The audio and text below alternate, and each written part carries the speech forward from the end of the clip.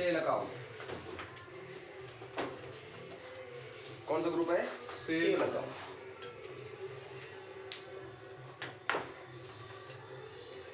Business में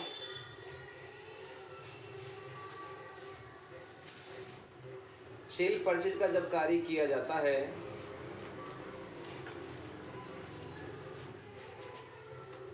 cell में purchase का कार्य किया जाता है तो सेल अकाउंट बनाया जाता है। सेल अकाउंट बनाया जाता है।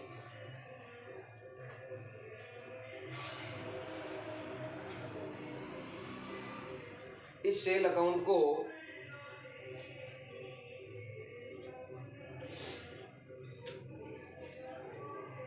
निम्न तरीके से परिभाषित किया जा सकता है। इस सेल अकाउंट को निम्न तरीके से परिभाषित किया जा सकता है।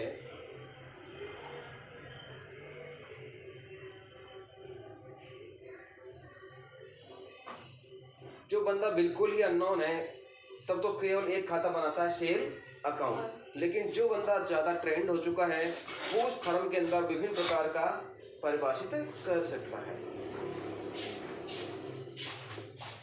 बैठा होना पड़ेगा जल्दी, अलार्म बजो भर लो, है ना?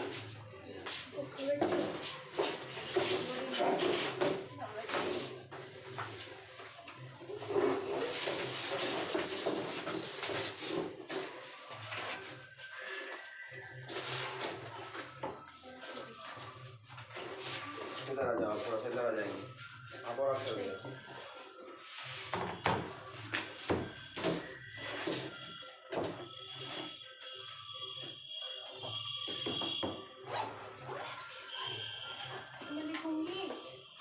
ला मुझे दो। जो बताया मैंने अभी थोड़ी देर के लिए आप लिख लीजिएगा, या तो फटाफट लिख लीजिए इसको। मैंने सेल अकाउंट को बिजनेस में दो तरह से काम होता है, परचेज और सेल। तो जितने भी हम सेल अकाउंट बनाएंगे किस ग्रुप में लेंगे? Sale account. लिखाया नहीं है मैंने अभी इसको, मैं थोड़ा अलग टाइप से लिखा रहा हूँ इस बार। तो सेल अकाउंट आप थोड़ा छोड़ दीजिएगा फिर लिखिएगा। सेल अकाउंट को निम्न तरह से परिभाषित है, ये लिखा है ना? हाँ। निम्न तरह से परिभाषित किया जा सकता है। पहला, sale taxable account and sale non taxable account.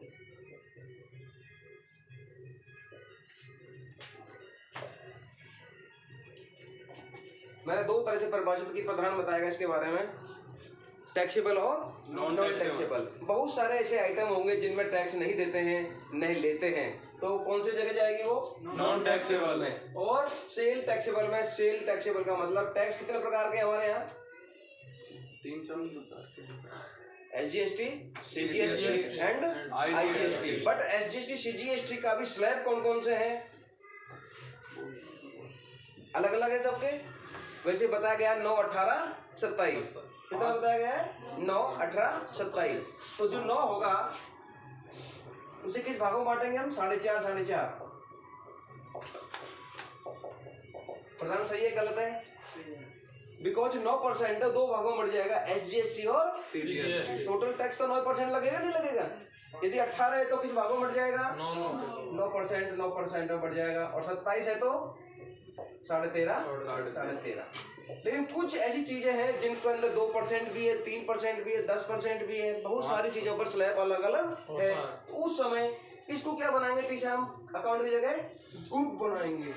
क्या बनाएंगे? ग्रुप पढ़ रहे हैं, लेकिन एक ग्रुप और बना दिया मैंने। कौन सा? Sale taxable. और सेल टैक्सेबल में ये बना सकते हैं अकाउंटों को। Sale 4.5%, sale 9%, sale 18%, something. तो हर आइटम को अलग अलग बाइफेट कर सकते हैं। और यदि हम बिल्कुल नहीं जानते हैं तो हम क्या बनाएंगे? केवल सेल अकाउंट। सही है गलत है? दो चीज, यदि हम शुरुआत में पढ़ रहे हैं जब तो हम क्या बनाएंगे, सेल अकाउंट। लेकिन हम ऐसी फर्म में पहुंच गए जहां पर टैक्सेबल अलग अलग और नॉन टैक्सेबल अलग अलग वस्तुएं बेची जाती हैं। उस समय आपको ये चीज का ध्यान रखना पड़ेगा। दो ग्रुप बना लें, सेल टैक्सेबल और sale non taxable. Non taxable में एक ही खाता बनेगा, जबकि सेल टैक्सेबल में 15-20 खाते बना सकते हैं। कंफ्यूजन खत्म हुआ या नहीं हुआ? क्योंकि आपसे कहीं भी जब नॉलेज होगी तो आपसे पूछेंगे सेल पढ़ी बताओ सेल कितने प्रकार की होती है, तो आपको दो तरह के बताना है, sale taxable and sale non taxable. Non taxable में जिस पे हम वस्तु को जब परचेज करते हैं तो कोई टैक्स नहीं देते हैं, तो हम उस पर ले भी नहीं सकते। बट टैक्सेबल है, उसके स्लैब अलग अलग खाते खोले जा सकते हैं। तो मैंने ग्रुप के अंदर ग्रुप पढ़ा दिया, पता लग गया ना। लेकिन ये दोनों ग्रुप को पढ़ाएंगे तो किस ग्रुप पे लेंगे हम, अंडर सेल अकाउंट में। क्योंकि जितने भी ग्रुप बनाएंगे जो पहले से ही टेली ने बना रखा है ना ग्रुप, उन्हीं को काम में ले सकते हैं। बाकी अपने तरह से कोई दूसरा ग्रुप नहीं बना सकते, लेकिन क्रिएट कर सकते नया। लेकिन किसके अंडर काम करेगा वो, सेल अकाउंट। इन ग्रुपों के अंदर क्या खोलेंगे हम, अकाउंट खोलेंगे। तो लिखिए नीचे बाई घटी जाता है sale taxable and sale non taxable. यदि टैक्स की अलग अलग स्लैब है टैक्स की अलग अलग स्लैब है टैक्स की अलग अलग स्लैब है, तो अलग अलग स्लैब वाले खाते खोलकर, तो अलग अलग स्लैब के खाते खोलकर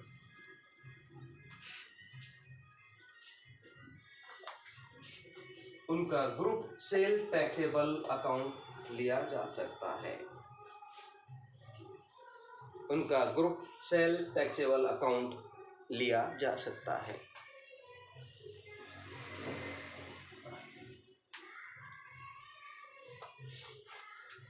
प्रधान जी, आपको मालूम है जब आपका जीएसटी रिटर्न भरा जाता है तो टैक्सेबल भरा जाता है, नॉन टैक्सेबल भरा जाता है? दोनों जाते हैं। नॉन टैक्सेबल तो जीरो जाएगा, seed non taxable, fertiliser pesticide taxable. तो अपन को जो इन्फॉर्मेशन देगी आपको 15 दिन की या महीने की इन्फॉर्मेशन दोगे नहीं दोगे सीए को? देखो तो कहाँ से निकालोगे आप? यदि आपने सेल अकाउंट ही बना लिया तो कैसे बाइफर्ट करोगे? क्या वो जो छांट के लिखोगे या तारीख ये सेल यार ये साल में ये तारीख में without sale without taxable sale ये, तो क्या फायदा हुआ फिर अकाउंटिंग करने से? या तो बटन दबाते इन्फॉर्मेशन आनी चाहिए। इसलिए मैं आपको ये जोर दे रहा हूँ ज्यादा कि टैक्सेबल और नॉन टैक्सेबल पर वही इन्फॉर्मेशन दिखाई दे। 1 तारीख से 1 अप्रैल से 30 अप्रैल तक की डाटा बता भैया कितना टैक्सेबल है तेरा, कितना नॉन टैक्सेबल है। ये आप उसको दे देंगे जीएसटी प्रैक्टिशनर को। किसको दे देंगे? GST practitioner. वो अपने आप आपकी रिटर्न भर लेगा। अभी तो फर्जीवाड़े में चल रहे हैं, महुआ की बात करते रहे। महुआ की बात अलग है कि नहीं? परंतु फर्जीवाड़ा तो सब जगह चलता है, तो आप जानते ही हो। परचेज बिल के हिसाब से जो सीड आता है वो तो सारा HSN कोड को यदि सिस्टम में कर देना सरकार तो एक फर्जीवाड़ा बोलो है। HSN कोड हर आइटम का होता है। हाँ होता है ना। इसको यदि नंबर 1 में कर दिया जाए एक्चुअल को, तो सबके लॉट नंबर होते हैं। ऑटोमेटिक आपसे मैंने सेल किया तो आपकी रिटर्न में शो करेगा, मेरी जब परचेज किया तो मेरी भी वही आइटम शो करेगा। तो दोनों जगह कंपेरिजन करेगा नहीं करेगा? और जब कहेगा तेरे पास है ही नहीं, यह आइटम बिका ही नहीं, तेरे पास कहाँ से आ गया? ये आइटम अभी मार्केट में आया ही नहीं, तेरे पास कहाँ से आ गया? सीड का तो ऐसे चलता है, लॉट नंबर के हिसाब से बिल बनते हैं सारे। यस कुलदीप जी, सॉरी कपिल जी, अरे अब याद रखूंगा जोर से, ठीक है। कपिल जी, मैंने अभी इनको एक सेल अकाउंट बनाया है। आपको पता है आपके स्टॉक में बैठते हो, आपको पता होगा सेल 2 तरह के हो सकता है, नॉन टैक्सेबल एंड टैक्सेबल। यदि आपके मालिक ने बोला कि मुझे सेल अकाउंट टैक्सेबल और नॉन टैक्सेबल बताओ, यदि आपने एक ही खाता बना रखा है तो आप उसको नहीं दे सकते, इन्फॉर्मेशन नहीं दे सकते ना। इसलिए आपको 2 खाते बनाने हैं। मैं खाते के बजाय मैंने 2 ग्रुप और बनवा दिए, सेल टैक्सेबल और sale non taxable. Sale taxable के अंतर्गत जो जो अकाउंट की स्लैब है 4%, 6%, 7%, कितना परसेंट चलते हैं? N1 और N2।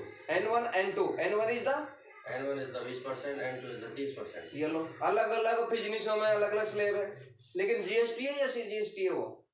वो ऐसा ध्यान नहीं है, सीजीएसटी जो पार्ट के हिसाब से तय होता है, पार्ट के हिसाब से तय होता है। तो मेरे कहने का तात्पर्य ये हुआ आपको दोनों तरह के अकाउंट बनाने हैं, टैक्सेबल और नॉन टैक्सेबल। जहां पर आपको टैक्स नहीं दिया जाता उसको अंदर, तो उसको खोल लीजिएगा। जैसे ही आइटम इंफॉर्मेशन में जाओगे, इन्वेंट्री इंफॉर्मेशन जाओगे, तो वहां पर आपको क्या बोलेगा, टैक्स है, नॉन टैक्सेबल या टैक्सेबल। ऑटोमेटिक प्रत्येक आइटम पर कैलकुलेट कर लेगा अपने आप।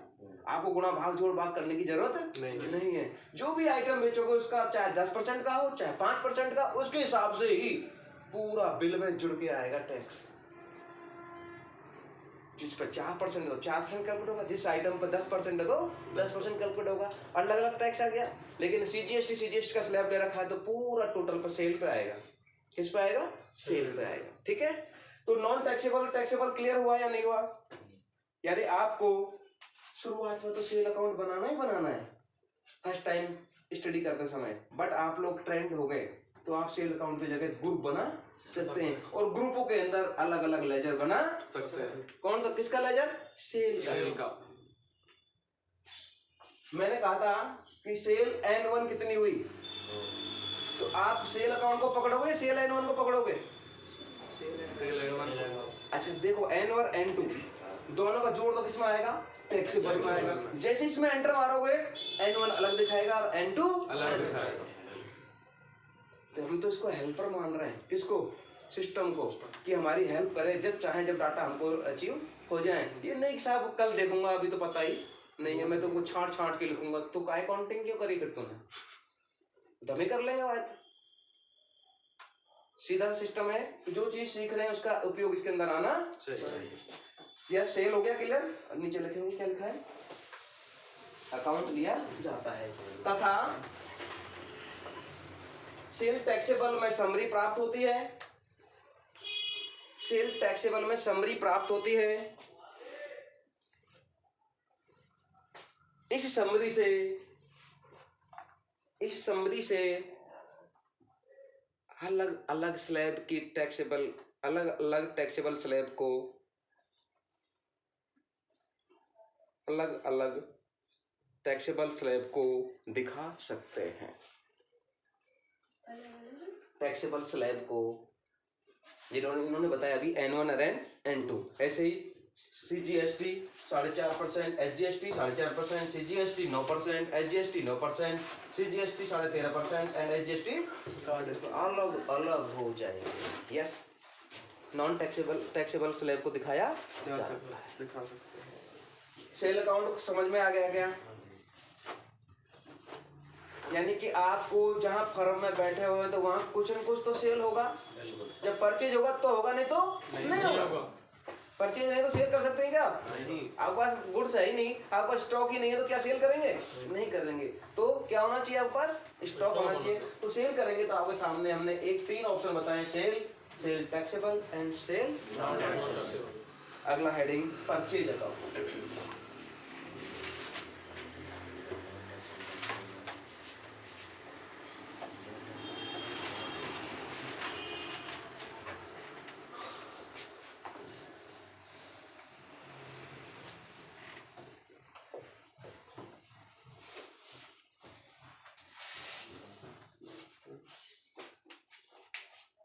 यह ग्रुप भी सेल अकाउंट की तरह ही है।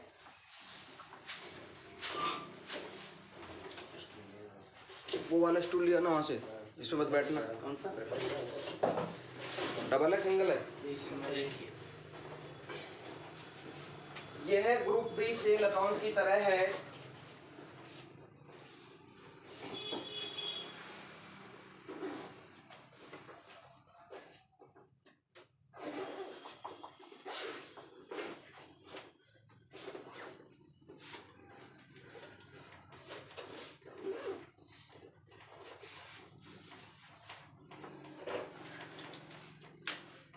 इसमें परचेज अकाउंट खोले जाता है। इसमें परचेज अकाउंट खोला जाता है।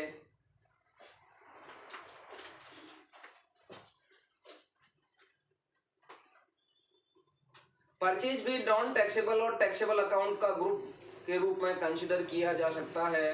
परचेज को भी purchase taxable, purchase non taxable account, purchase taxable, purchase non taxable account group में कंसीडर करके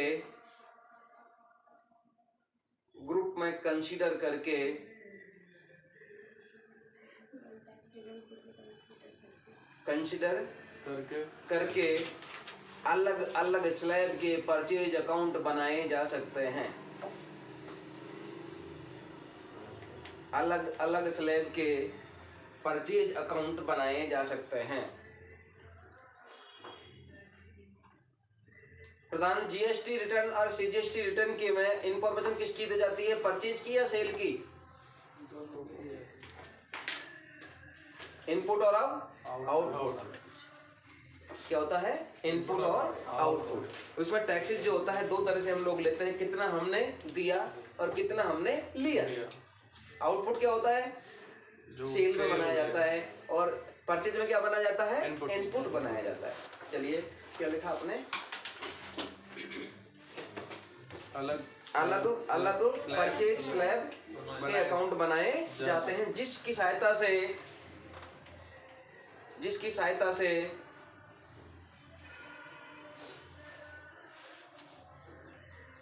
अलग अलग स्लैब की इंफॉर्मेशन प्रोवाइड की जा सकती है। अलग अलग स्लैब की इंफॉर्मेशन। इसमें एक खाता होता है, शुरुआत में क्या बनाओगे आप?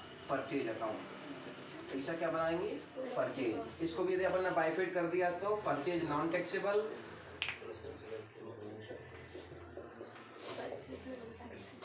इन्फॉर्मेशन के आगे बता दो। इन्फॉर्मेशन प्रोवाइड की जा सकती है।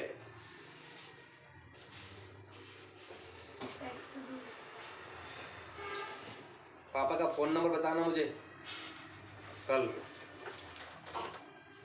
उधर से दियो, थोड़ा सा आगे आ जाओ। एक रखा है उधर।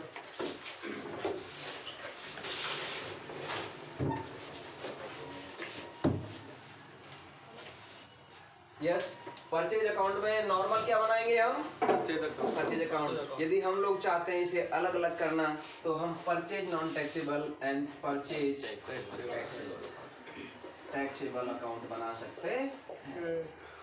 ये क्या बनाएंगे आप? दोनों ग्रुप बनेंगे। क्या बनेंगे? ये दोनों ग्रुप बनेंगे। और ग्रुप के अंतर्गत कौन कौन से अकाउंट अपन बना सकते हैं बाइफेट करने के लिए। तो डायग्राम जरूर बना लिया करो आप हर का, जिससे आपको क्लियर हो जाता है कि भाई ये कौन सी चीजें हैं। तो सबसे पहले हमने परचेज अकाउंट बनाया। परचेज में हमने दो ग्रुप बना दिए और दो ग्रुपों में हम अलग अलग बना सकते हैं। Non purchase taxable, purchase non taxable तो केवल एक ही बना सकते हैं। कौन सा? Purchase account. ये तो बनेगा इसमें, ये ग्रुप अकाउंट बन गया। और इसके अंदर नॉन टैक्सेबल बना सकते हैं हम purchase N1 taxable, purchase N2 taxable.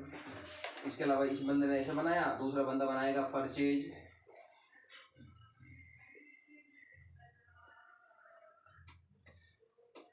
%, Purchase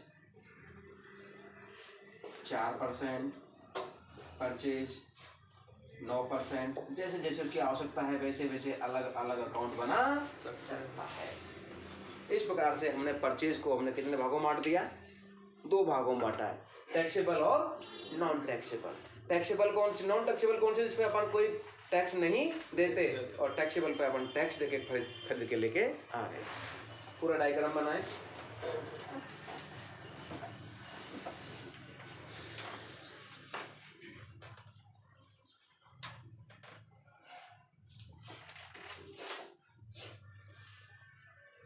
आज दो ग्रुप जो पढ़ा रहा हूं मैं बहुत इंपॉर्टेंट है, बहुत इंपॉर्टेंट है। उन्हीं पर हमारी धुरी चलती है। किसकी? बिजनेस की, हमारी नहीं, बिजनेस की। परचेज सेल तो समझ में आ गया क्या? सेल अकाउंट बनाना और परचेज अकाउंट बनाना। जहां कहीं फर्म में जाओ तो आपको क्या अकाउंट बनाने हैं? खरीद के परचेज और नॉर्मल तो, लेकिन आप अपना दिमाग लगा सकते हो। उसे बोलो नहीं सर मैं आपको अलग अलग करके बताऊंगा, ये चीज आपको ये चीज मिलेगी, बटन दबाते ये लो इन्फॉर्मेशन लो। सीए कहता है मुझे ये बताओ, ले पकड़ अदरवाइज बोले साहब अभी तो मैं ना बता पाऊँ, कल देखूंगा पूरा टाटा में 1 महीना का ना कहीं कहीं मिलेगा कहीं ना मिले, तो वहाँ पर फिर अकाउंटिंग नहीं मानी जाती।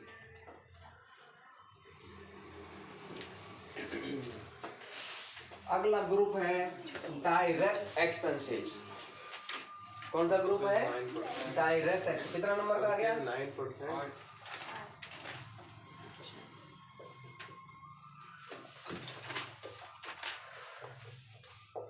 डायरेक्ट एक्सपेंसेस, इसका 2 तरह से नाम है, इनडायरेक्ट की जगह तो एक्सपेंसेस डायरेक्ट। पहली में 2 चीज मिलेगी आपको, पहला अक्षर तो डी से लिखा है, इसके बाद लिखा है एक्सपेंसेस डायरेक्ट। तो एक ही चीज है या अलग अलग है? एक ही चीज है ना। तो आपको ये क्या उल्लू बनाता है, बोलो यार ये भी ग्रुप बना दिया, ये बना दिया, तो इसका मतलब है कभी कभी आपको दिमाग में एक्सपेंस ई दबाओगे तो ई वाले दिखाई दे जाएंगे, डी दबाएंगे तो डी वाले दिखाई दे जाएंगे, फटाफट अपना काम हो जाता है। तेल सॉफ्टवेयर बनाने वाले में बहुत सारे सॉफ्टवेयर इंजीनियर होते हैं, वहाँ पे सोचते हैं पब्लिक ऐसे भी हो सकती है तो पब्लिक ऐसे भी हो सकती है, उसके हिसाब से दोनों ग्रुपों का नामकरण इन्होंने कर दिया। बात एक ही है, डायरेक्ट बोलो चाहे एक्सपेंसेस डायरेक्ट बोलो। ओके चलते हैं इसके ऊपर, मिटा दो नीचे वाला।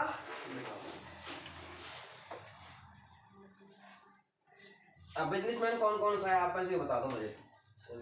सभी हैं।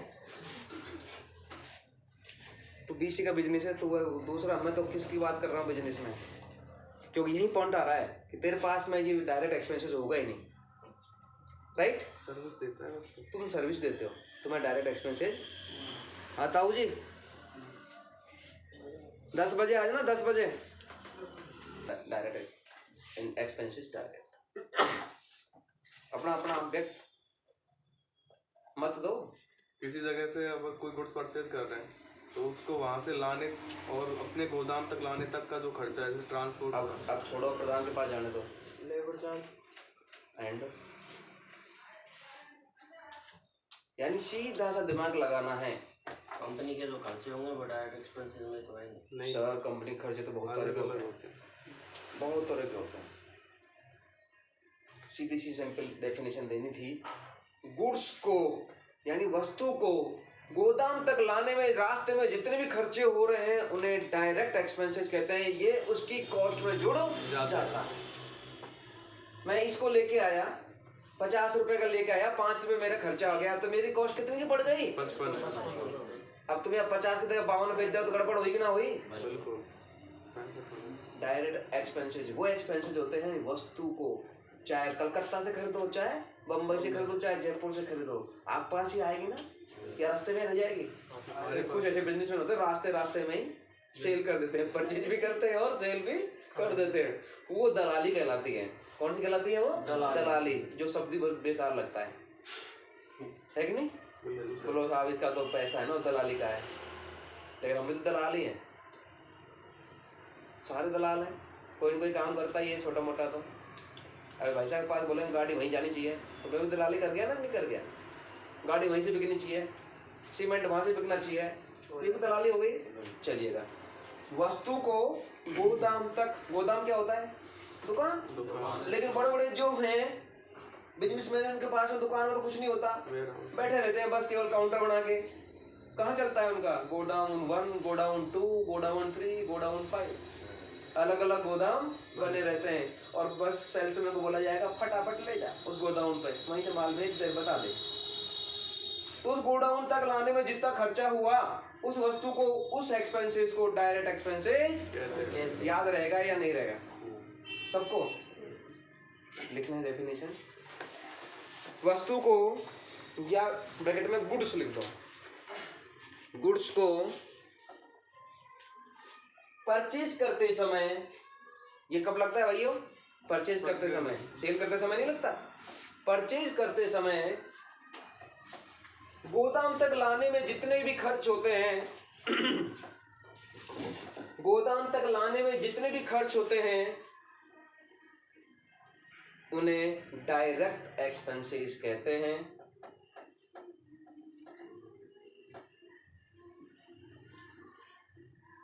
ये एक्सपेंसेस ट्रेडिंग अकाउंट को प्रभावित करते हैं। ये एक्सपेंसेस ट्रेडिंग अकाउंट को प्रभावित करते हैं। प्रधान ट्रेडिंग अकाउंट बनाए कभी? व्यापार खाता, पूरी साल में कितना माल बेचा, कितना खरीदा, उसको क्या बोलते हैं? Trading account. समरी बनती है उसे, व्यापार। ट्रेडिंग के बाद बनता है P&L, P&L के बाद बनता है बैलेंस शीट, और उसके बाद अकाउंटिंग खत्म। मेन क्या चीज है? फाइनल अकाउंट बोले जाते हैं इनको। क्या बोलते हैं? Trading, P&L and balance sheet. ये आपको हाथ से आ जाएगा, तभी मैं अपने आप को मानूंगा कि आपको खाता बनाना आ गया, अकाउंटिंग आई है। कंप्यूटर में तो अपने आप बन जाते हैं सारी चीजें, एंट्री करते हैं, इसमें कुछ नहीं करना होता। लेकिन आपको दस्तकार किसका होना चाहिए? फर्स्ट ऑफ ऑल होना चाहिए, आपको पता होना चाहिए सेल कहाँ जाता है, परचेज कहाँ जाता है, डायरेक्ट एक्सपेंस कहाँ जाता है, इनडायरेक्ट एक्सपेंस कहाँ जाता है, P&L और बैलेंस शीट में कौन कौन से आइटम। मैंने एक जो डेफिनेशन लिखी है थोड़ा पढ़ के मेरे को दोबारा रिपीट कर दो। जितने भी वस्तु को परचेज करते समय जितना भी टैक्सेस लगते हैं, जितने खर्चे लगते हैं, उन्हें हम डायरेक्ट एक्सपेंस। क्लियर हो गया? फॉर एग्जाम्पल, अब एग्जाम्पल करते हैं इसका। कौन कौन से टैक्स हैं ऐसे?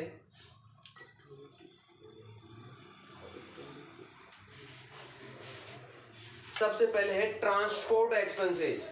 जानते हो क्या? अपन जयपुर गए और जयपुर में जाकर परचेजिंग कर दी, करने के बाद बंडल बना दिए, टच बोल दिया भेज दे, ट्रांसपोर्ट से मैं लेके जाऊंगा क्या इनको? ऑटोमेटिक यहाँ बाली ट्रांसपोर्ट पे आएगी, हनुमान पे आएगी, कहीं कहीं तो बंडल बन के आएगा, तुम्हारे पास बिल्टी बन के आ जाएगी। ले भैया दे दे 50 रुपया, 100 रुपया, 200 रुपया। तो एक्सपेंसेस लगा है नहीं लगा? This is transport expenses.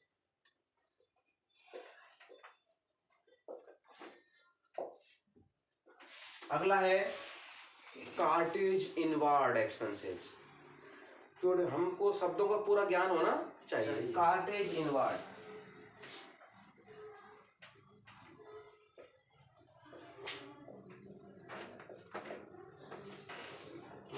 पहले मैं एक बार लिख दूं फिर अपन को करेंगे। वेजेज अकाउंट, इसको बोला अभी इन्हें प्रधान ने लेबर चार्जेस। इनकी गाड़ी आ गई, जब पता हो या तो सीमेंट आओ तो बाबा जब देवे पैसा, इसलिए तो पता है इसको वेजेज का। Wages expenses account. एक और होता है wages and salary. Wages and salary expenses account, wages and salary.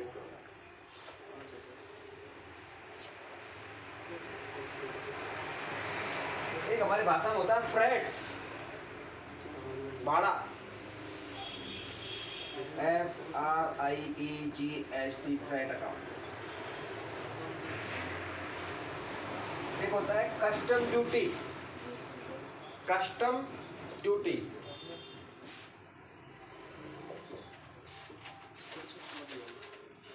Custom duty. एक है import duty.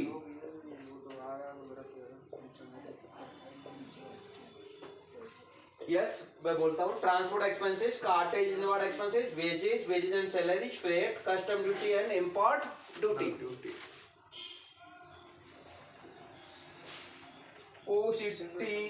OCTORI octroi, OCTORI ऑक्ट्री।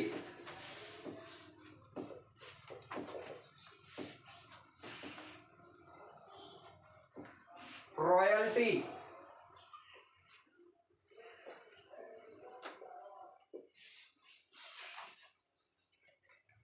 Excise duty,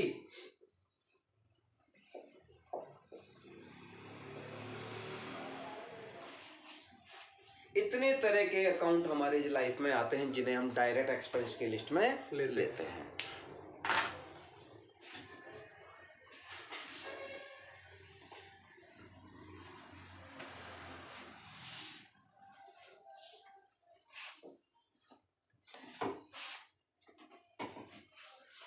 अब एक एक के बारे में जानकारी लेंगे।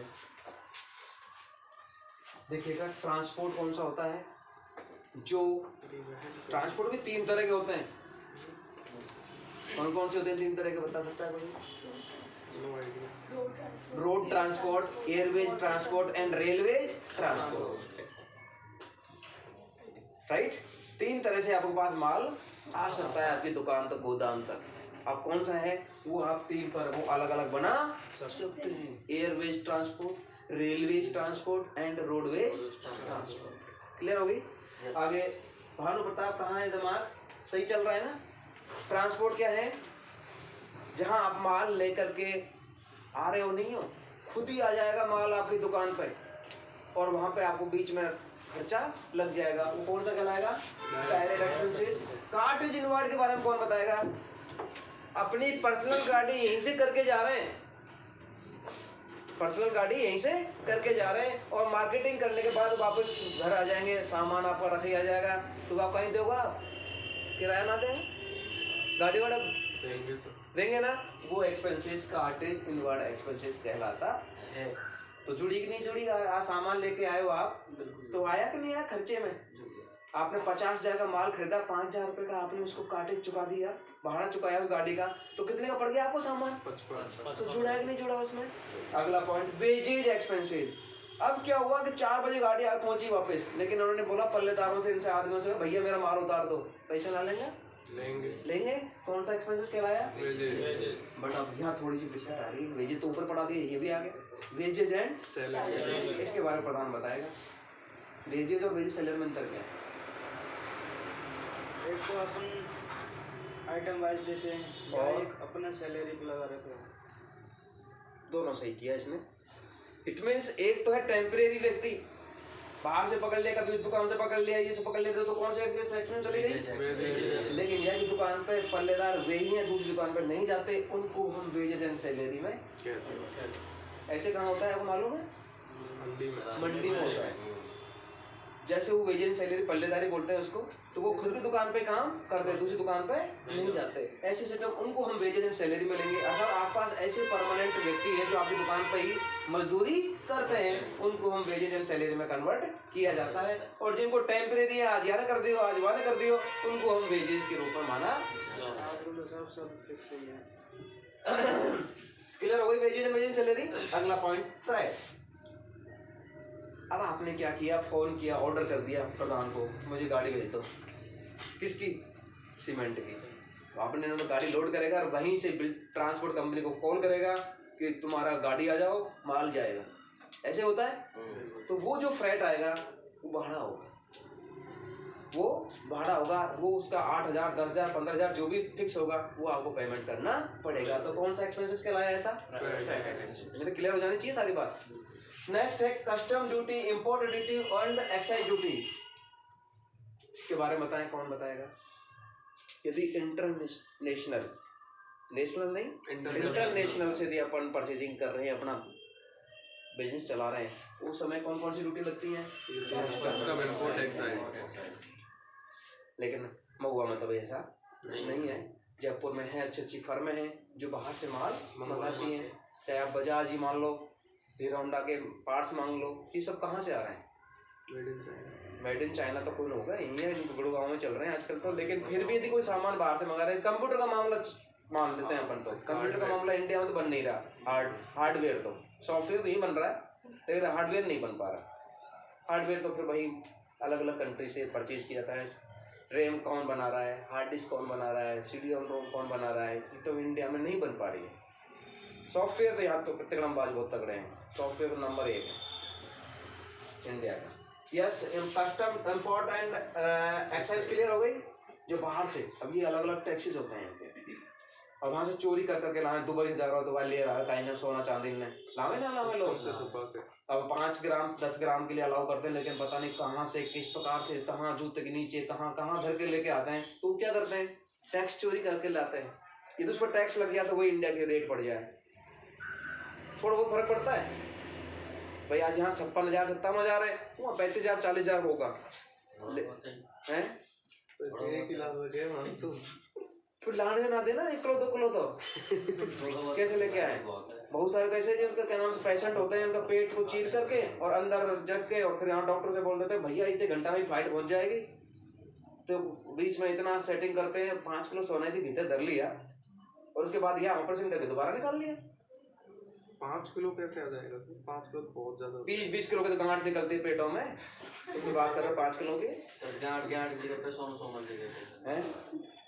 लेकिन आजकल मशीनें चल गई ना, वो हटा आदमी स्कैन होता है, आदमी है। स्कैन कर स्कैन होता है, ऑटोमेटिक पता लग जाता है। लेकिन वीज वेरी अब पता नहीं किस तरीके से लाते हैं, मुझे पता नहीं है। मैंने एग्जाम्पल दिया है, एग्जाम्पल दिया किस प्रकार से हम ये ट्रैक्टर चोरी करते हैं। आज आप ओम प्रकाश हुड्डा का नाम जानते हो? बिल्कुल अच्छे से। क्या किया इसने? सुधा जानते कि नहीं जानते? कस्टम डिपार्टमेंट था ये। कस्टम इंस्पेक्टर था, एक बार नौकरी कर ली राधे राधे। और जहाज लिया होता है। अब पता नहीं जहाज लिया कि नहीं लिया, ये तो भगवान जाने, लेकिन 1-2 ईंट आगे वही कर ला अरे या के चक्कर में जीजा जेल काट रहा है। या के चक्कर में या जीजा जेल काट रहा रियलिटी हाँ ये हकीकत और क्या है। करता है? सच। सच है, बिल्कुल सच है। वो भी इंस्पेक्टर था क्या? नहीं वो इसके साथ में था वो एक्चुअली। ये राम रतन है, इसको भी तो ये अहमदाबाद पे मिला था कुछ, तभी तो है ना इसके 2-3 साल तक। ये योगी? हाँ, योगी नहीं वो इंस्पेक्टर हमारे रिलेशन में ही है। सोने उसमें उसने इसको दिया था, ये लेके भाग गया, वो फंस गया, इसने दिया नहीं उसको। बताओ, ये राज कर रहा है। जहाज हैं? जहाज की जहाज लिया पूरे कमाल में जहाज लिया सब जहाज जब सोचो जब तो ले रहा हूँ 1-1.5 करोड़ रुपए एमएलए को और कैसे दे रहा हूँ। चलिए अपन तो उस जगह नहीं पहुंच पाएंगे। कस्टम इम्पोर्टेंट एक्साइज ड्यूटी, ये हम लोगों को पता है कि हम लोग माल खरीदते हैं तब हमारे यहाँ लगता है, क्योंकि हमको डायरेक्ट एक्सपेंस पढ़ाना है। तो डायरेक्ट एक्सपेंसेस में कौन कौन से खर्चे हैं वो आपको जानकारी हम दें। अगला पॉइंट बचा ऑक्ट्री एंड रॉयल्टी। ऑक्ट्री इज द चुंगी, हिंदी में बोलते हैं चुंगी। रास्ते में नाके वाके लग रहे होते हैं, वहाँ हमको पेमेंट करने पड़ते हैं, उसके अकॉर्डिंग हमारा माल में बढ़ जाता है। आजकल तो नगर पालिका लगाना चालू करेगी, पहले हटा दिए थे, अब चालू होने वाले हैं ये भी एक्सपेंसिव। रॉयल्टी क्या होती है? बीच में टोल टैक्स देती है, दिए नहीं दिए 510। एक बार कल हम बुधवार, पिछले बुधवार को एक बंदा घर पहुंच गया, बोलो साहब तुम्हारी दुकान तो बंद हो गई। मैंने यार तो जा रहे हैं तो हम तो निकल गए। बोलो साहब वहीं आ रहा हूँ, 20,000 रुपये खाता में डालना है। बोलो क्यों? बोलो गाड़ी जा रही है वहाँ नागौर फागौर साइड में, तो लोग 25-10 का तो टैक्स कट जाएंगे हमारे, टोल टैक्स। तो अब वो जब लेके जा रहा है, ला रहा है, तो टोल टैक्स लग रहे नहीं लग रहे। अब वस्तु यहाँ तक आएगी तो कितने खर्चे होगा वहाँ पे? फिर भी अंदाजा लगाएगा अकाउंटेंट, यार ये वस्तु 5 रुपए की थी, 25 रुपए के तो आर पड़ी है, बीचों की देख में है। अब 50 में बचेगा तो 50% मार्जिन कर लेगा, 100% मार्जिन कर लेगा। 20% मार्जिन से ज़्यादा नहीं ले सकते मैक्सिमम। उसके बाद फिर आपका जो प्रशासनिक खर्चे वो कटेंगे, तो काई बनेगा 9%, 5%, 7% का। इनकी सेल पर 3% बचता है, पूछ लो। पूरा टोटल यदि आप पूरे साल में टर्नओवर घुमाओगे तो 3% को अधिक लगेगा, और टर्नओवर ना है 1 लाख 2 लाख के बेचे तो कहीं मिलो 3,000 10,000 रुपये प्रॉफिट। नेट प्रॉफिट निकल के आएगा 100, और जब आप करोड़ में बेच दिया ना, जब देखो पूरा टर्नओवर घुमा दिया ना, तो सेल में क्या होता है? टर्नओवर हो जाता है। रॉयल्टी ऑक्ट्री क्लियर हो गई टीशा? रॉयल्टी क्लियर हो गई? ये सारे एक्सपेंसेस क्या कहलाते हैं भाई? डायरेक्ट एक्सपेंसेस कहलाते हैं। कहाँ जाते हैं ये सारे एक्सपेंसेस? ट्रेडिंग में। कहाँ जाएंगे? ट्रेडिंग में जाएंगे, ट्रेडिंग अकाउंट को प्रभावित करेंगे। ये किस में आएगा सर? जो डिपार्टमेंट वाले आ जाते हैं ये वसूली करने आपसे, दिस इज इनडायरेक्ट एक्सपेंस, प्रशासनिक खर्चे। आप कैसे सलटाड़ा करते हो उनसे, करो बात तो देनी पड़ेगा, बात देना पड़ता है, तो वो इनडायरेक्ट एक्सपेंसेस कहलाएगा। यहाँ जो मेडिकल ऑफिसर होते हैं, ये बेचारे इनकी दुकान पर नहीं आते हैं, मेडिकल की दुकान पे। कौन है? अभिषेक। आते हैं कि नहीं आते? क्या कहते हैं आपसे?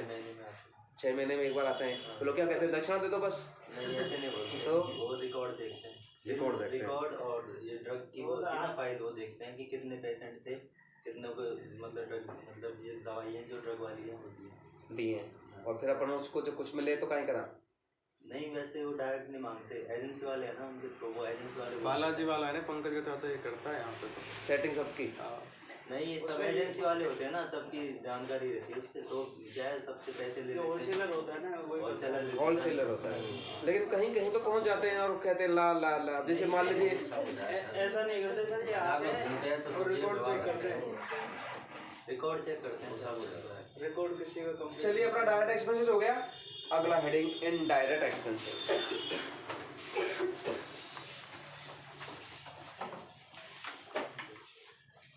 ये दोनों चीज ना हो ना तो बिजनेस में कोई बदे ना बदे, फिर तो सोचता है मैं ही ओम प्रकाश उर्ला हूँ।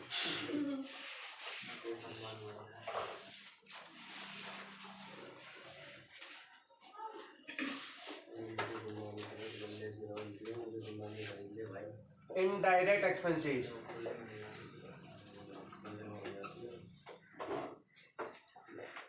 और एक्सपेंसेस इनडायरेक्ट, इसको भी इस प्रकार से परिभाषित किया गया है।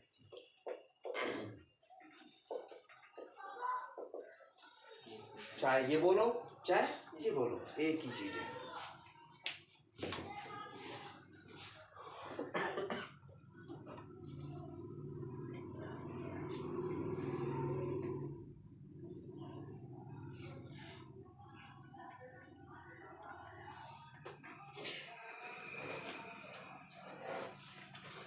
बिजनेस को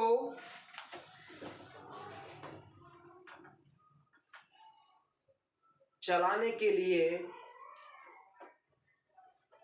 लिए जो भी प्रशासनिक खर्च होते हैं, एडमिनिस्ट्रेटिव एक्सपेंसेस होते हैं, जो भी प्रशासनिक खर्च होते हैं,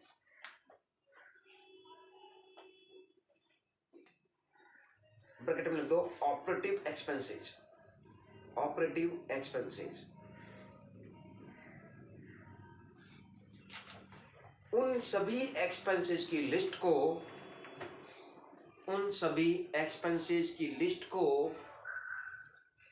इनडायरेक्ट एक्सपेंसेस कहते हैं।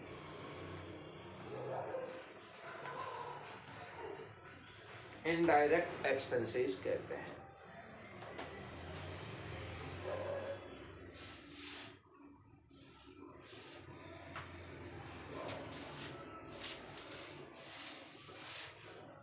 एक बार लगाइए थोड़ा सा दिमाग और बताइए कि क्या है ये। बिजनेस को ऑपरेटिव करने के लिए, बिजनेस को चलाने के लिए जो प्रशासनिक खर्च होते हैं उन्हें इनडायरेक्ट एक्सपेंसेस कहते हैं। ये एक्सपेंसेस सीधा P&L को प्रभावित करते हैं। ये एक्सपेंसेस, पन्ना आज फटा हुआ है, इसमें क्यों लिख रही है आगे से?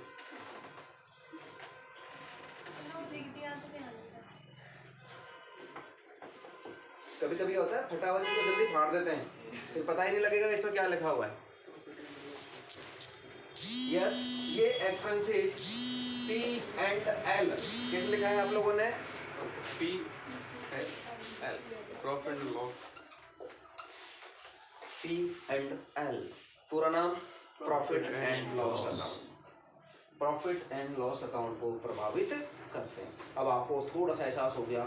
डायरेक्ट कहाँ जाते हैं? ट्रेडिंग में। इनडायरेक्ट कहाँ जाते हैं? P&L। अपनी आप समरी हो जाती है। इसमें हम लोग जैसे खाता खोलेंगे ना जिसका भी, तो इनडायरेक्ट लेंगे तो इनडायरेक्ट में ले जाएगा और डायरेक्ट है तो डायरेक्ट में ले जाएगा। आप उनको उसको छेड़ करने की आवश्यकता ही नहीं है, अपने आप बता देगा। तो अब आप बात आती है कि प्रशासनिक खर्च कौन कौन से होते हैं। अब बता प्रशासनिक खर्च कौन कौन से होते हैं तेरे? वैसे सर जो बात देता है ना वो बता दे।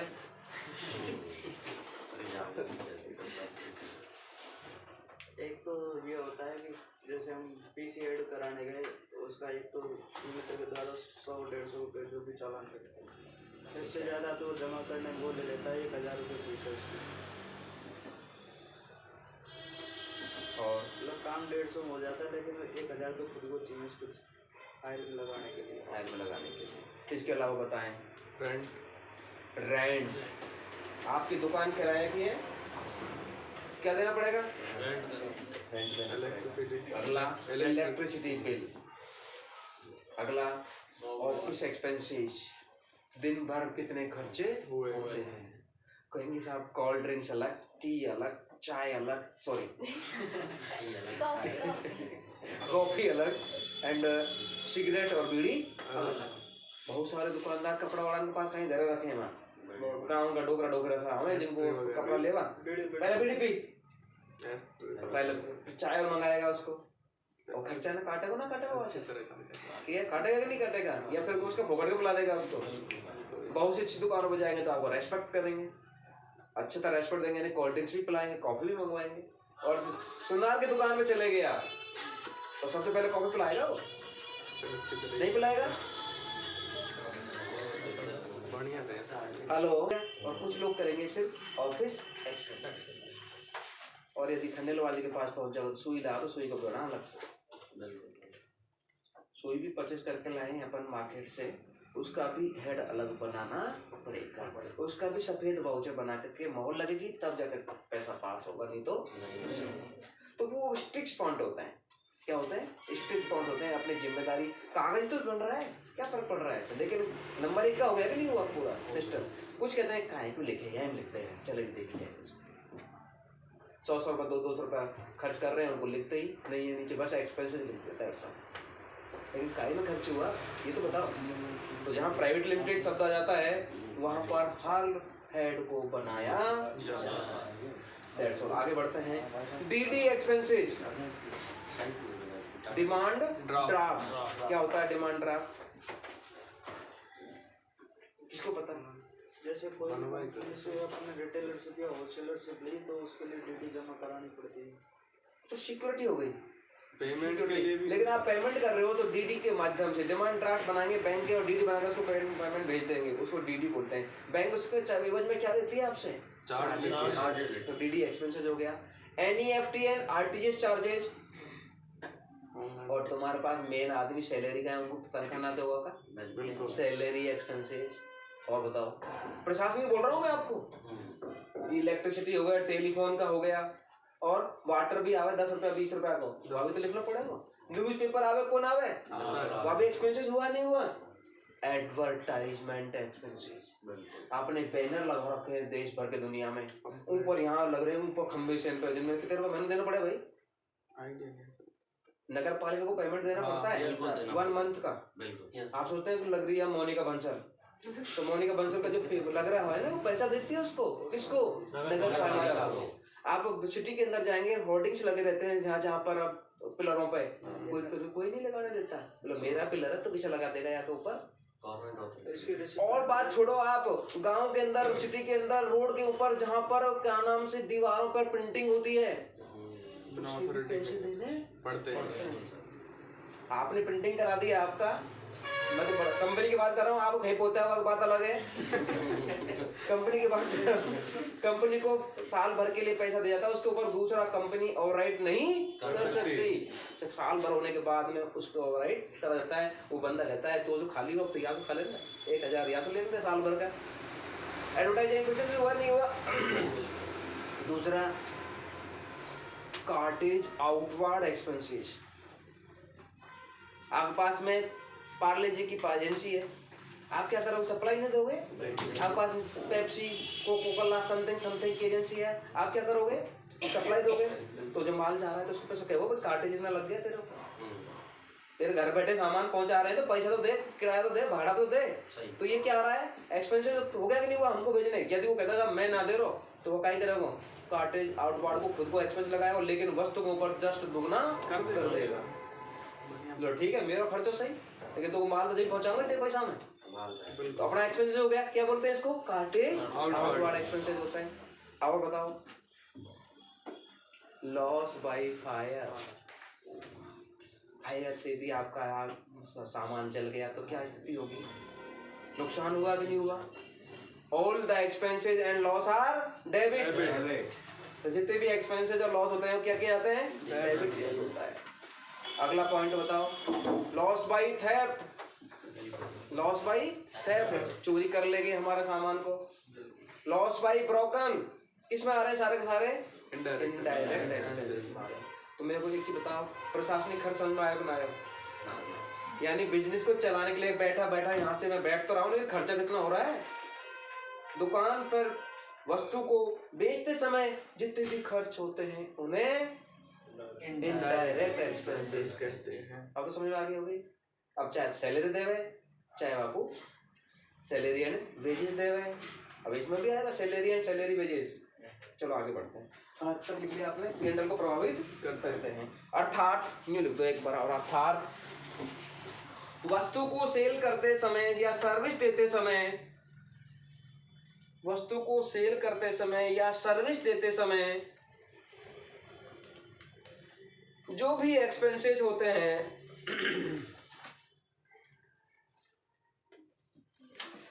जो भी एक्सपेंसेस होते हैं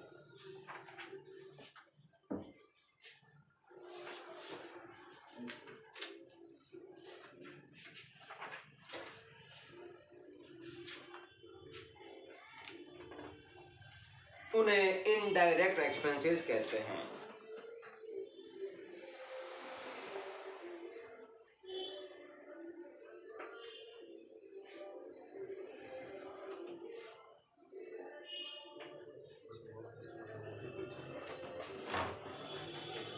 सर ये भी जैसे इनडायरेक्ट नहीं आएगा, मैंने एक गोदाम लियो किराए पे, बरसाती सीजन में यूरिया भर दियो, अब वो थोड़ा लीकेज करो, मेरे 50 कट्टा भेजे।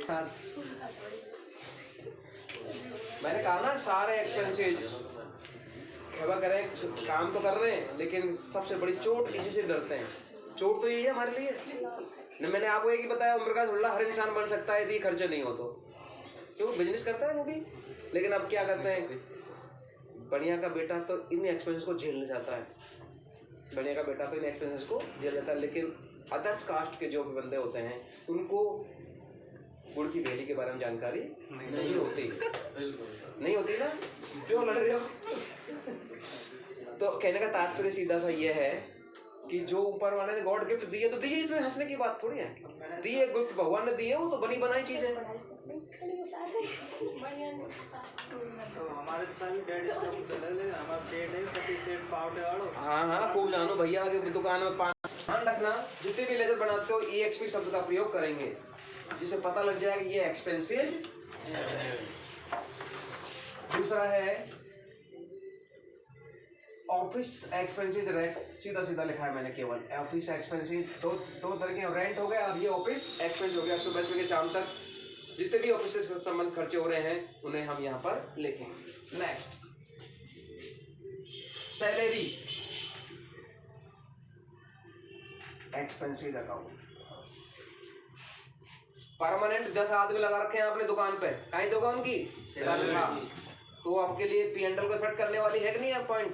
दूसरा है टेम्परेरी व्यक्ति रखते हो, जब चाहो तो उसको बुला सकते हो, पार्ट टाइम कहते हैं इसको, part time. This is salary and wages.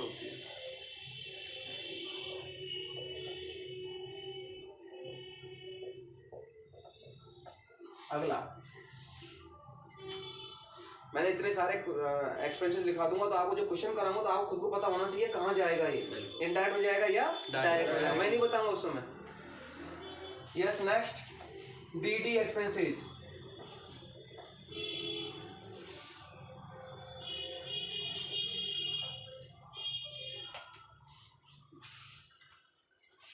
Electricity bill expenses.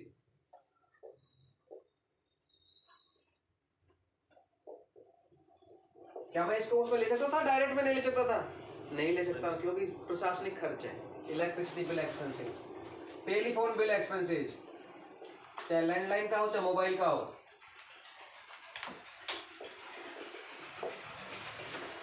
आपने नेट यूज कर रखा है अपनी कंपनी के अंदर, नेट एक्सपेंसेस, नेट की जब 2000 महीने 3000 महीने का आपका जा रहा है तो भी एक्सपेंसेस कराएगा net expenses,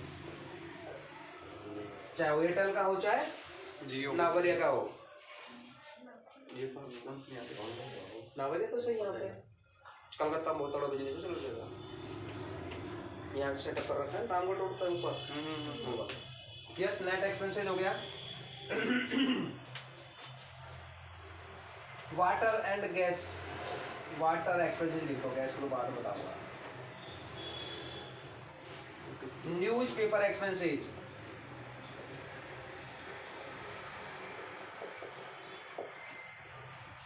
newspaper expenses. Photocopy and stationery,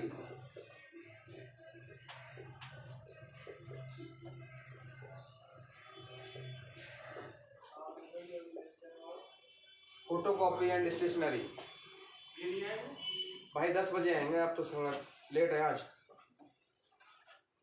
ये जल्दी है, ये जल्दी है। Yes photocopy and stationery expenses. Photocopy station में क्या क्या चीज आती है? क्या क्या चीज आती है? पेन, कॉपी, फोटोकॉपी कराई, स्टेपलर की पेन, कागज की छेद करने वाली मशीन, ये सब किसमें आएंगी? Repair and maintenance. आपके पास प्लांट एंड मशीनरी लगी हुई है, आप लोग साबुन बनाते हो तो उसकी मशीन आएगी नहीं, उसको रिपेयर करने के लिए भी आदमी बुला सकते हैं, नहीं सकते बीच में, उसकी मेंटेनेंस भी आएगी। Repair and maintenance.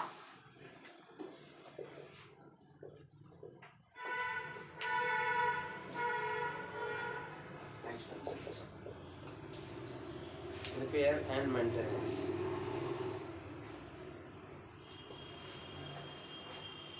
मैं इधर लिख रहा हूँ, ये मिटा दो। Bank charges. अब बैंक चार्जेज में सभी आ जाएंगी, NEFT, RTGS वगैरह वगैरह सब आ जाएंगे। Bank charges expenses. Bank interest, bank तुमसे ब्याज लेती है, वो भी खर्चा हुआ कि नहीं हुआ? Interest expenses. Bank interest expenses. Audit and legal fees. Audit and legal fees.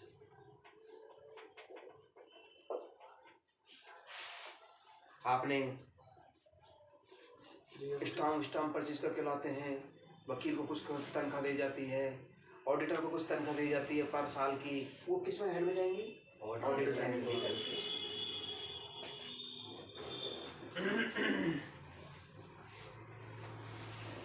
और किसी फर्म में ये भी खर्चा ना हो तो उधर राधे राधे बल्ले बल्ले हो गया ना उसका, तो जरूरत नहीं है, कोई आदमी नहीं, खुद ही है, कोई तनख्वाह नहीं देता, न खर्च करता, न बीड़ी दिमाग पिलाता, न चाय पिवाता, कुछ नहीं करता, तो उसका तो बचत पूरी पूरी है कि नहीं? और जिस भाई साहब बैठे हैं, सूट पैंट पहन के बैठे हुए हैं, 10-10 आदमी काम कर रहे हैं और चाय पी रहे हैं, तो एक घूंट चाय, तो क्या नाम से, बीड़ी का भी ले रहे हैं, तम्बाकू का भी ले रहे हैं, तो वहाँ एक्सपेंसेस बढ़ाएगा नहीं बढ़ेगा?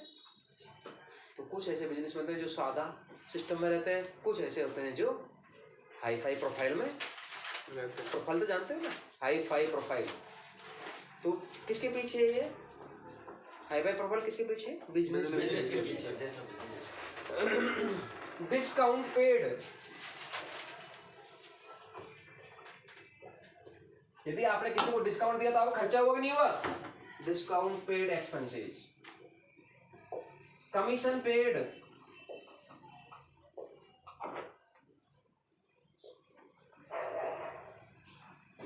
डिस्काउंट भी देने पड़ते हैं और कमीशन भी दिया जाता है, तुम्हारे लिए खर्चा होता है। डिस्काउंट में खर्चा भी होगा। आपसे मुझे 6,000 रुपये लेने थे, आपने मुझे 5,500 दिए, तो मेरे को तो डिस्काउंट हो गया ना। आपको तो फायदा हो गया, मुझे नुकसान हो गया। आपको मैंने 50,000 का माल भेजा था और आपने कहा था सर नहीं मैं तो 45,990 दूंगी, तो मैंने आपको क्या दिया? Discount. This is the expenses. तो नुकसान हुआ, मुझे खर्चा हो रहा है, राइट? ऐसे ही मैं कमीशन दूंगा उस कि मेरा काम कल हो जाना चाहिए। 2,000 ले लेना, तो कमीशन दिया नहीं दिया आप लोगों ने? तो पैसा तो गया ना, आपका काम हुआ, मानता हूँ इस बात को, लेकिन आपने क्या दिया? लोग बाग गाँव के जाते हैं बेचारे, बैंकों में जाते हैं, वहाँ उनको मिल जाते हैं कौन? एजेंट। तेरी फाइल कितने रुपए चाहिए? मैं करा दूँ, डोंट वरी, तू तो घर बैठा रहना, 5,000 लूंगा लेकिन मैं। या फिर कहता है 10% लूंगा। क्या लूंगा? 10%। यदि 1 लाख देगा तो 10% कितने हो गए? 10,000। या खुद ही पाँव तोड़ दो तो 10,000 तो बचता ना। बैंक थोड़ी कहते हैं तू एजेंट के द्वारा आगे भ्रष्टाचार है। Yes, commission paid and discount paid हो गया। आगे बढ़ते हैं।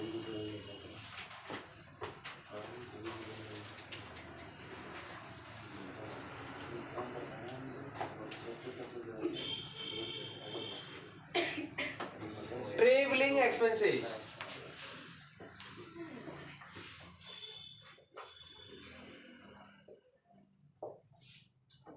Travelling expenses. भाई आप गए जयपुर, तो आप हवाई जहाज से जा रहे हैं या बस से जा रहे हैं, डिपेंड आप पर करता है। आप हवाई जहाज से जाएंगे तो 5,000 का टिकट लग जाएगा महुआ से, और जाएंगे तो 100 रुपये लगेगा। लोग पर देंगे 100 रुपये में ले जाएगा। 80 दे हम 10 दे। Yes, this is expenses. कौन सा कहलाया? Travelling expenses. और वहाँ पर जाए, बस में बैठ जाए, नहीं साहब मुझे तो ऑटो चाहिए नया बढ़िया वाला है, तो जहाँ जहाँ जाएगा उसको तो मना कर देगा, और जहाँ अच्छा सा दिखाई देगा 100 की जगह 200 ले ले, लेकिन दोनों चलेगा। तो कहने तात्पर्य your travelling expenses depend on your business. Next,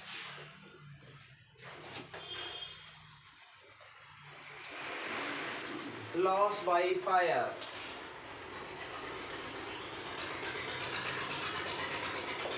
loss by theft.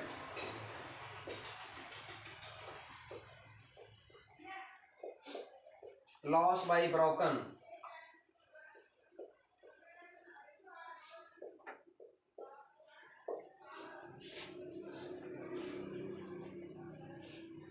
Loss by any happened. Loss by any happened. बाढ़ आ गई, भूकंप आ गया, ये बाबा आ गया चिड़चिड़ा। अब टेंशन तो नहीं। बैठ खा दे गुरुजी आया। ये नहीं ना 4-5 भी रहा है ही ना। क्या मना कर दीजिए, 10 बजे आ जाओ। चारों बड़े बड़े आदमी है, पेंशन अरे तो आएगा तो ले ली फिर भी यार। अरे तो इस आज में आ लेंगे। चल ठीक है, तेरे बात मान ली, बैठा बैठ जा। यूं बस। बैठा लॉस बाय एनी हैपेंड, चाहे भूकंप आए चाहे बाढ़ आए, ये दूसरी आपकी सॉरी जनानी नहीं माल आनी होती है, तो इस एक्सपेंसेस को लॉस बाय एनी हैपेंड कहते हैं। जनानी भी हो सकती है, भूकंप तो गिर भी जाएंगे तो फिर भी कुछ हो सकता है। लेकिन क्या होता है यदि अपना खुद का बीमा है, this is the insurance expenses. Insurance expenses. आपने यदि बिल्डिंग का इंश्योरेंस करा रखा है तो नो प्रॉब्लम, नो हेडक। किसकी हेडक? इंश्योरेंस कंपनी की। इंश्योरेंस एक्सपेंसेस हो गया। और मैं थोड़ी सी लिस्ट देख लेता हूँ, कौन सी लिस्ट नहीं गया। Printing and stationery.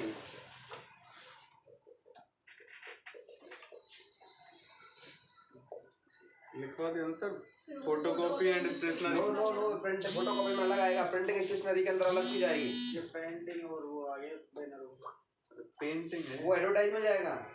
Bill book छपेंगी, letter pad छपेंगे, वो प्रिंटिंग एंड स्टेशनरी में आएगा। ठीक है, प्रिंटिंग एंड स्टेशनरी। एडवर्टाइजमेंट लिख दिया गया? नहीं देखो। एडवर्टाइजमेंट एक्सपेंसेस, चाहे माउथ पब्लिसिटी कराई, चाहे होर्डिंग लगाए, चाहे बैनर लगाए, सब इसके अंतर्गत आएंगे। एक ऑटो में लगा करके और आवाज देता गया, बोलो आओ आओ पहले आओ, RSA का कोर्स करो, तो वो भी कौन सा एक्सपेंसेस कहलाएगा? Advertisement expenses.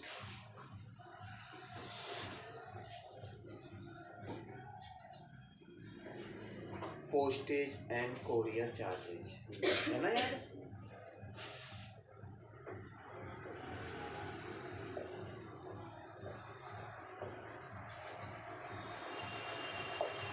Postage and courier expenses.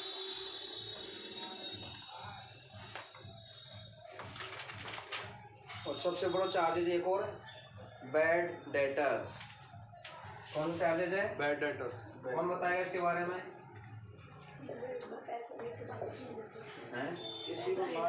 वापस ही नहीं दिया, हाथ खड़े करके मार्केट में दिवालिया और भाग जब जाते हैं तो उनको क्या कौन सी लिस्ट में डालते हैं हम? Bad debtors.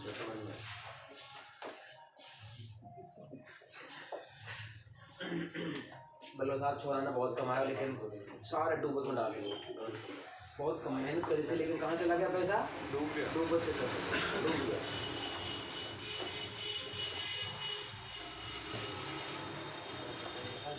Packaging charges.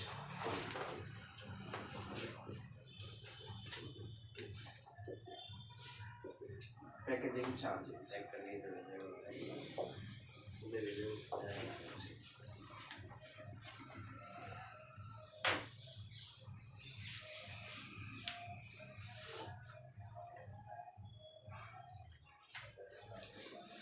Entertainment expenses होता ही नहीं होता कंपनियों में हर 7वें दिन।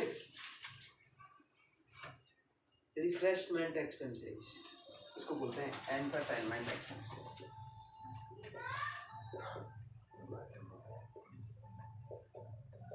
गुड़गांव वगैरह जैसी कंपनी में जाओगे, हीरो बड़ी कंपनी में जाओगे तो बहुत सारे खर्चे जो होते हैं कंपनी के, वो एंटरटेनमेंट करना पड़ता है उनको, एक्सपेंसेस।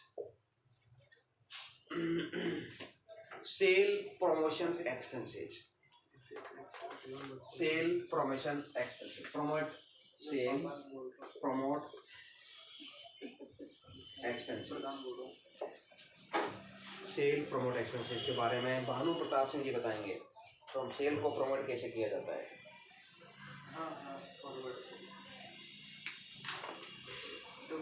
आप सेल, आपकी दुकान में सेल्समैन लगे हुए हैं, उनसे बोलेगे यदि आप डेली का 50,000 रुपये की सेल करोगे तो आपको 10% एक्स्ट्रा, तो प्रमोट कर दिया आपने उसको, इंसेंटिव मिलेगा, इंसेंटिव दिया जाएगा। क्या दिया जाएगा? इंसेंटिव दिया जाएगा। This is the sale promote expenses.